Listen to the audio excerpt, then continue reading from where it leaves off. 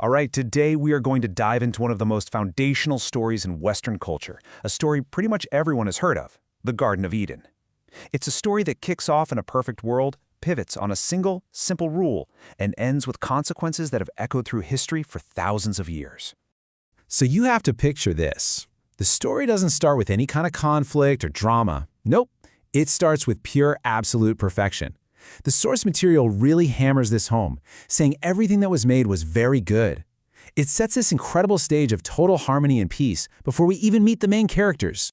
So, let's jump right in where the story does, with the creation of the first man and woman and the really special place they hold in this brand new perfect world.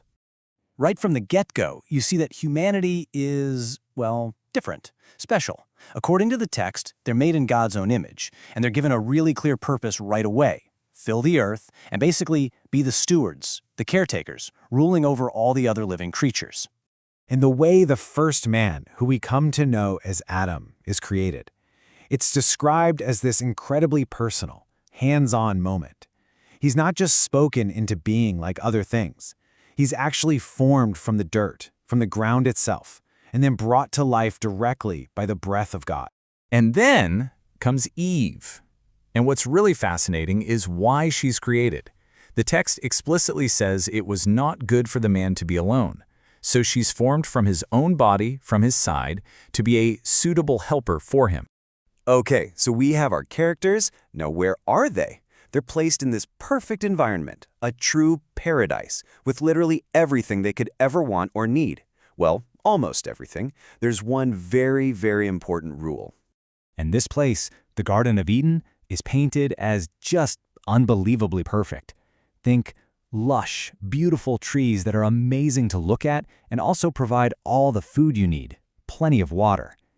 And right in the middle of this garden, there are two very special trees. One is the tree of life, and the other is the one this whole story is about to revolve around. And that special tree? It has a name, and it's at the absolute heart of this whole thing. It's the tree of the knowledge of good and evil.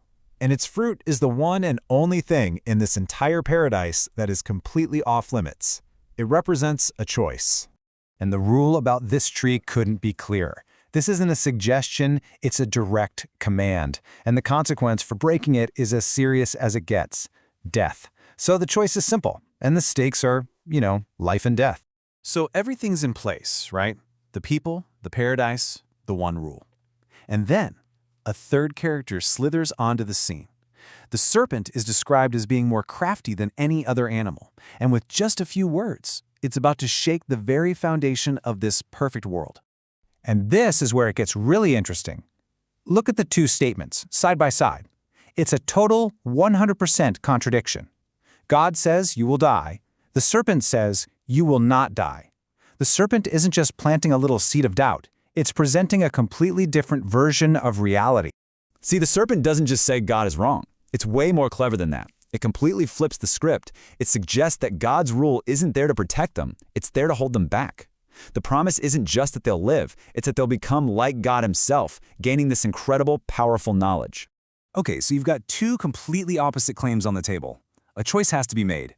And this single choice, well, as we're about to see, it has immediate and absolutely world-altering effects. What's so compelling is that we get a peek inside the woman's head right before she makes the decision. She looks at the fruit and basically makes a 3-point assessment. 1, it looks like it would be good to eat. 2, it's beautiful. And 3, and this is the big one, it could make her wise, just like the serpent promised.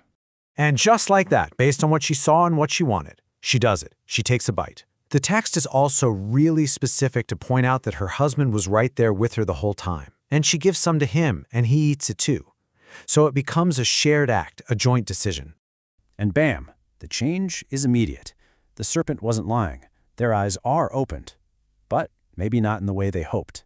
The first thing their new knowledge tells them is that they're naked, and for the first time ever, this brings feelings of shame and fear. And what's their very first instinct? To hide.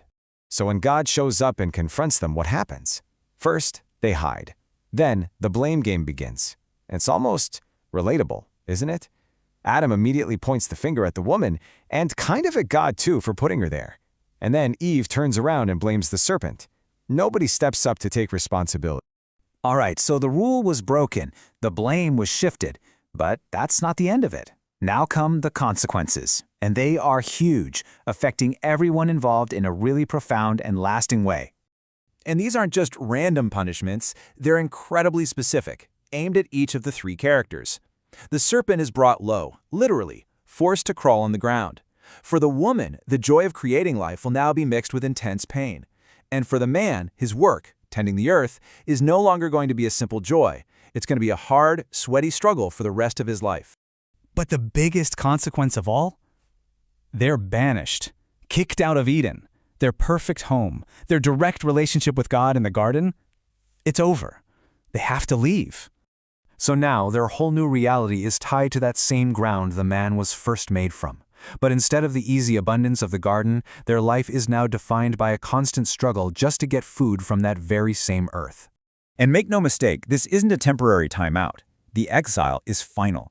The way back to the garden, and especially back to that tree of life, is now blocked by powerful angelic beings and a flaming sword.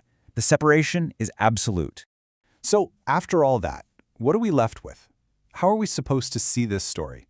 Is it simply a tragedy, a cautionary tale about disobedience and what was lost? Or could you see it as something else? Maybe the painful, but necessary, birth of human consciousness, where things like choice and knowledge and free will can only be bought at the high price of innocence.